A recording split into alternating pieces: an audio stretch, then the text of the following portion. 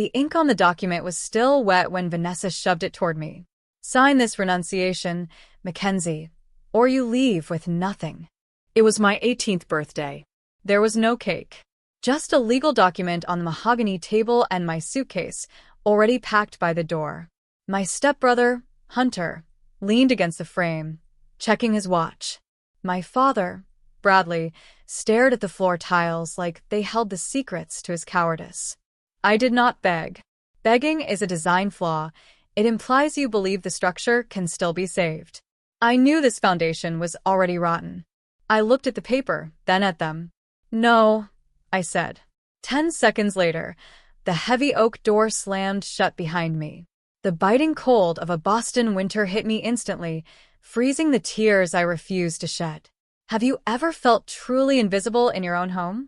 Drop a comment below with your city, and let me know I'm not alone in this. I walked. I did not have a plan, but I knew I could not stop moving. The wind off the harbor was a physical assault, cutting through my thin coat. I made it to a pawn shop 3 blocks from the train station. The guy behind the counter gave me $200 for my laptop. My design portfolio, my schoolwork, my life, gone in a transaction that took less than 3 minutes. It was enough for 3 nights at the Bayside Motel, a place that smelled of mildew and desperation.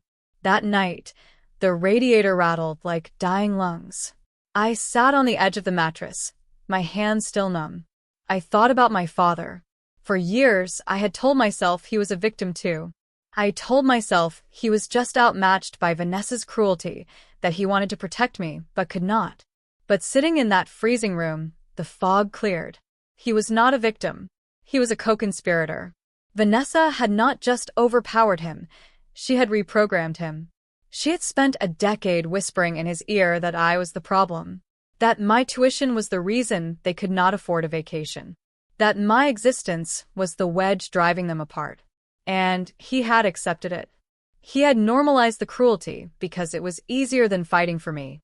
He looked at the floor not because he was ashamed, but because he had convinced himself that sacrificing his daughter was the price of his own peace. He did not just let the door slam. He was the one who installed the lock. I survived the first night by sleeping in my coat. The next morning, I wandered down to the old commercial pier. It was a gray, industrial wasteland of rusted metal and concrete, but it was quiet. That is where I saw her. Old Miss Agatha. Most people looked right through her. To the wealthy residents of Beacon Hill, she was just debris. A pile of rags and a shopping cart pushing against the wind. But I saw her. She was feeding a stray cat half of a sandwich she clearly needed for herself. I had bought a hot coffee with my dwindling cash. I walked over and held it out. "It is hazelnut," I said. "Extra sugar." She looked up. Her eyes were not cloudy or vacant. They were sharp, intelligent, and shockingly blue. She did not grab the cup. She took it with a dignity that seemed out of place among the shipping crates. "You are the sad girl," she said. Her voice was raspy, like dry leaves. From the big brownstone on the corner. The one with the heavy door. I corrected. "Now I am just the girl at the motel." She took a sip, closing her eyes as the steam hit her face. "The motel will not hold you long, child. Money bleeds fast when you are bleeding inside." "What did they take?" "Everything," I said. $2.8 million if you want to be specific. My grandfather's trust. Agatha froze. The cup stopped halfway to her mouth. She looked at me, really looked at me, scanning my face as if searching for a ghost. $2.8 million, she whispered. "And the father? The one with the weak chin?" "He let them throw me out." Agatha nodded slowly. She did not look surprised. She looked resigned, like she was watching a car crash she had predicted years ago. "Greed is a hungry ghost," she murmured. "It eats the children first." I did not know it then, but I was not just talking to a homeless woman. I was talking to the only witness who mattered. I got a job the next day. It was not designing logos or building websites. It was lifting heavy crates at a distribution warehouse in South Boston. The shift started at midnight and ended at 8 in the morning. My hands, used to holding a stylus, were soon covered in blisters and small cuts. But the ache in my muscles was good. It was loud enough to drown out the silence in my head. I saw Agatha every morning after my shift. I would bring her coffee and whatever food I could sneak from the break room vending machines. We developed a routine. I would sit on a rusted bollard, exhausted, and she would tell me stories about the city. She knew every building, every back alley, every secret. She told me about the time she worked in a law office downtown, typing up contracts for the very people who now stepped over her on the sidewalk. She never complained. She just observed. One morning, 3 days after I'd been kicked out, Agatha was not waiting by her usual spot. I felt a surge of panic. Had the cold finally gotten to her? I searched the pier, checking behind the stacks of shipping containers. Then I felt a hand on my arm. Agatha pulled me into the narrow gap between two containers. Her grip was surprisingly strong. "Quiet," she hissed. "He is here." "Who?" She pointed a gnarled finger toward the warehouse loading dock. I squinted into the gray morning light. A figure was moving near the employee entrance, hunched over, trying to look inconspicuous. He was wearing a dark hoodie, but I recognized the expensive sneakers. Hunter. My stepbrother was prowling around my workplace.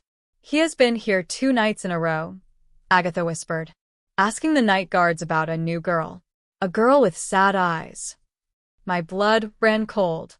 He was not just looking for me. He was hunting me. Hunter did not care about me. He only cared about the money. And if he was here, it meant Vanessa had sent him. "He found you," Agatha said, her voice grim. "But he does not know I found him first." She reached into her cart, digging under a pile of old blankets. She pulled out a small, rectangular object, a solar-powered dashcam. "I rigged it up on a lamppost," she said, "near the old boathouse." The boathouse. It was a dilapidated shed at the far end of the pier, abandoned years ago. I had slept there the night before last when I could not afford the motel. It had a rusted propane heater that miraculously still worked. It was my secret refuge. Or so I thought. Agatha tapped the screen. The video was grainy, but clear enough. It showed the boathouse door being pried open. Hunter stepped inside. He was not looking for me. He went straight to the heater. The camera caught the glint of a wrench in his hand. He worked quickly, loosening a valve, then adjusting the ventilation pipe, so it vented inside the shed instead of out. I stopped breathing. He was not trying to evict me. He was turning the boathouse into a gas chamber. "Carbon monoxide," Agatha murmured. "Silent. Odorless. They would find you in the morning and call it a tragic accident. Just another homeless kid trying to stay warm." I stared at the screen, at the brother I had grown up with. He was whistling as he worked. Whistling. "Why?" I whispered. "Why kill me? They already have everything." Agatha looked at me, her blue eyes filled with a sorrow that seemed centuries old. "Because they do not have everything. Not yet." She reached into the pocket of her ragged coat and pulled out a small, worn notebook. She flipped through the pages until she found what she was looking for. I did not just type contracts, Mackenzie. I was a notary. A good one. I notarized documents for the biggest firms in the city. 10 years ago, I was called to a private residence in Beacon Hill. An old man, dying, but sharp as a tack. He wanted to update his will. My grandfather. He did not trust his son, Agatha said. He knew Bradley was weak. He knew he had married a viper. So he changed the terms. I witnessed it. I stamped it. The original will states that the trust does not just go to you. It skips your father entirely. If you die before you claim it, the money does not revert to the family. It goes to charity. She looked at the video of Hunter tampering with a heater. "They do not know that," she said. "They think if you are gone, the money flows up. They are killing you for a payday that does not exist." I looked at the woman who had saved my life with a $5 dashcam. She was not a stranger. She was the keeper of the truth. She had carried this secret for a decade, watching my family from the shadows, waiting for the moment when her witness would matter. "I should have spoken up then," she said, her voice trembling. "But I was afraid. I needed the job. I let them bury the truth. Saving you now, it is the only way I can sleep." Tears pricked my eyes, hot and angry. They wanted to erase me. They wanted to turn me into a statistic, a tragedy to be mourned at a cocktail party. I looked at the screen again. Hunter was leaving the boathouse, looking pleased with himself. They want a tragedy, I said, my voice hardening into something cold and sharp, like the ice on the harbor. Let us give them one. I did not scream. I did not run.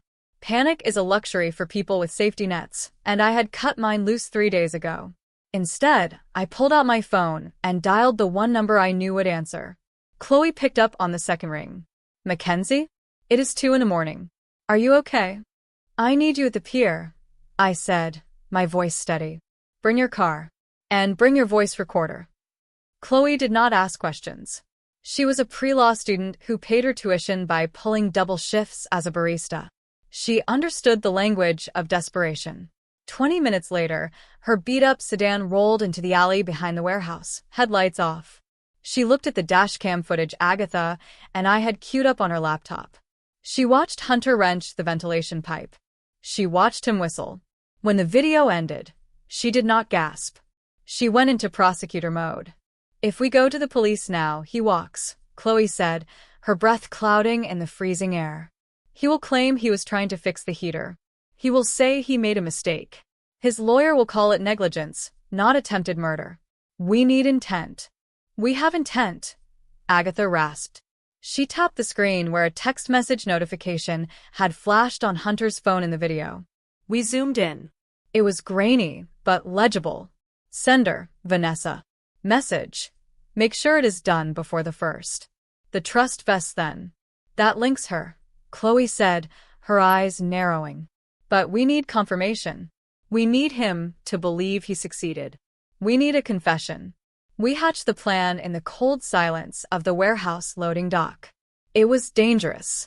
It was reckless. But it was the only way to turn the hunters into the prey. We went to the boathouse. I felt sick stepping inside, knowing the air was slowly poisoning the space. We worked fast. We took my sleeping bag, the one I had bought at the pawn shop with the last of my laptop money, and stuffed it with old rags and debris Agatha pulled from her cart. We shaped it to look like a body curled in sleep, facing the wall. He will come back, Agatha said. Criminals always return to the scene. He needs to confirm the asset is liquidated. Asset. That is what I was to them. A liability to be written off. We hid my phone under a pile of fishing nets near the door, set to record. Agatha's dashcam was still mounted on the lamppost outside, capturing the approach. Chloe parked her car a block away, but she crept back with us, hiding behind a stack of rusted shipping containers with a direct line of sight. Then we waited. The cold was a physical weight. My toes were numb in my boots. The wind off the harbor howled like a warning. 1 hour passed. Then 2. Just as the sky began to turn the color of a bruised plum, we heard it. Footsteps. Hunter did not sneak this time. He walked with the arrogance of a man who owned the city. He approached the boathouse. He did not go inside immediately. He circled it, checking the windows. Then, he cracked the door open. From my hiding spot, I held my breath. If he went in and touched the sleeping bag, the game was over. He did not go in. The smell of the fumes must have hit him. He stood in the doorway, staring at the unmoving shape on the floor. He watched it for a full minute, looking for the rise and fall of breath. There was none. He stepped back, pulling a handkerchief from his pocket to wipe the doorknob. Then he pulled out his phone. The silence of the pier was absolute, amplifying his voice. It is done, he said. He paused, listening. Then a smirk curled his lip. Yeah, I am looking at her right now. She did not make it through the night. Carbon monoxide is a bitch. He laughed. A short, sharp sound. Do not worry, Mom, he said. The money is safe. I will call the anonymous tip line in an hour to report a homeless overdose. Just make sure the champagne is chilled. He hung up, pocketed the phone, and walked away, whistling that same tune. I waited until his taillights disappeared around the corner before I moved. I retrieved my phone. The recording was crystal clear. She did not make it through the night. Chloe stepped out from the shadows, her face pale but her eyes fierce. Agatha stood beside her, looking like an avenging angel in rags. "We have him," Chloe said. "We have them all," I corrected. I looked at the recording on my screen. It was not just evidence. It was a weapon. And I was done being the target. I was the shooter now. "Let us go," I said. "The police station opens at 6. I walked into the 4th precinct not as a shivering girl looking for shelter, but as a plaintiff holding the smoking gun. Chloe flanked me on the left, Agatha on the right. We were a strange trio, a college student, a homeless woman, and an heiress with blisters on her hands, but we were the most dangerous thing that had ever walked through those doors. Credible witnesses. I placed the phone on the front desk. "I want to report an attempted murder," I said. "And I have the confession recorded." It took 20 minutes for a detective to listen to the audio. It took 5 minutes for him to verify the dashcam footage. It took less than an hour for a judge to sign the warrants. We rode in the back of an unmarked cruiser. The city blurred past, the same streets I had walked in the freezing cold just days ago. Now, I was watching them from the warmth of a police vehicle, heading back to the place that was supposed to be my home. It was 8 in the evening. Dinner time. The brownstone was glowing. Warm yellow light spilled from the bay windows onto the snow-covered street. I could see shadows moving inside. They were having a dinner party. They were celebrating. Hunter had called Vanessa hours ago. By now, they assumed I was a cold body waiting to be found in a derelict shed. They were probably toasting to their good fortune, to the accident that had secured their future. "Stay in the car," the detective said. I watched through the tinted glass. It happened fast, silent and lethal. Uniformed officers swarmed the porch. The heavy oak door, the one that had been slammed in my face, was breached with a battering ram. It splintered inward with a crack that sounded like justice. I saw the chaos through the open door. Vanessa was standing at the head of the table, a crystal champagne flute in her hand. She was wearing a crimson evening gown, the picture of elegance. When the police stormed in, the glass slipped from her fingers. It shattered on the floor, a perfect echo of her life breaking apart. Hunter tried to run. We saw him bolt toward the kitchen, but an officer tackled him before he reached the archway. They dragged him out in handcuffs, kicking and screaming that he had not done anything, that it was a mistake. They found the wrench in his jacket pocket. They found the traces of rust and sealant on his hands. He was literally caught red-handed. Then came Vanessa. She was not screaming. She was hissing, spitting venom at the officers, demanding to speak to her lawyer, threatening to sue the department. She looked imperious, untouchable, until she saw me. The detective opened the cruiser door and let me step out. I stood on the sidewalk, under the harsh glare of the streetlights. I was not dead. I was not a tragedy. I was the witness to her downfall. Her face went slack. The color drained away, leaving her looking old and terrified. "Mackenzie," she whispered. It was the first time she had ever said my name without a sneer. Then they brought out my father, Bradley. He was not in handcuffs yet, but he looked like a man who had already been sentenced. He saw me, alive and whole, and he collapsed onto the bottom step of the porch, weeping. He was not crying for me. He was crying because his cowardice had finally cost him everything. "You are under arrest for attempted murder," the detective read, his voice cutting through the cold air. "And conspiracy to defraud a trust." Vanessa's head snapped up. "Defraud?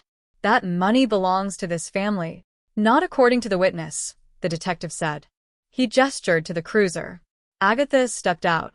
She was not wearing her rags. Chloe had lent her a clean wool coat. She stood tall, her blue eyes piercing through Vanessa's facade. "Hello, Vanessa," Agatha said. "I remember you. You were the one who asked if the old man was dead, yet while I was notarizing the papers." Vanessa froze. She recognized her. The memories of 10 years ago crashed into the present. "You," Vanessa gasped. "The secretary. The notary," Agatha corrected. "And the woman who knows exactly what that will says. You did not just try to kill a girl tonight. You tried to rob a charity. And the state takes a very dim view of people who try to murder their way into a fortune they were never meant to have." The police shoved Vanessa into the back of a patrol car. As the door slammed shut, separating her from her luxury, from her schemes, from the life she had tried to kill me to keep, I felt a strange sensation in my chest. It was not joy. It was the heavy, solid weight of balance being restored. I looked at the brownstone, dark and open to the winter wind. It was just a building now. A crime scene. Let us go, I told Chloe. I have a statement to write. We left them to the flashing lights and the ruin of their own making. The cold did not bother me anymore. I had my own fire now. 3 months later, the courtroom smelled of lemon polish and stale anxiety.